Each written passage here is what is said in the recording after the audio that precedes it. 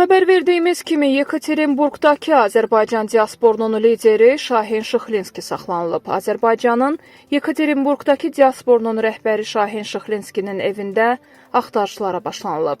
Amonçular Şahin Şıxlinski və oğlu Mütvali Şıxlinski saxlanıldıqdan dərhal sonra onların mənzilinə basqın ediblər. Nəticədə onların evindən kompüter və digər sənədlər götürülüb. Şahin Şıxlinskinin oğlu Mütvali Şıxlinski daha sonra sərbəst buraxılıb. Mütvali Şıxlinski atasının Rusiya İstintaq İdarəsinin Sverdlovsk vilayəti üzrə idarəsinə aparıldığını deyib.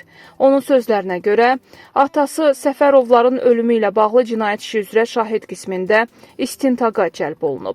Oxu-Azın məlumatına görə isə Şahin Şıxlinskinin saxlanılması Amonçuların hücumu zamanı qətlə yetirilən Ziyəddin və Hüseyn Səfərov qardaşlarının qohumu Akif Səfərovun cinayət işi ilə əlaqədardır. Belə ki, Akif Səfərov Şahin Şıxlinskinin müavini olub. Məlum hadisədən sonra Şahin Şıxlinski məsələ ilə əlaqədar aidiyyatı qurumlarla danışıqlara başlayıb və həbs olunan şəxslərin azadlığa buraxılması ilə bağlı ciddi səylər göstərib. Şahin Şıxlinskinin oğlu isə təqsirləndirilən şəxslərin müdafiəsinə qalxıb. O, təqsirləndirilən şəxs Məzahir Səfərovun vəkili olub.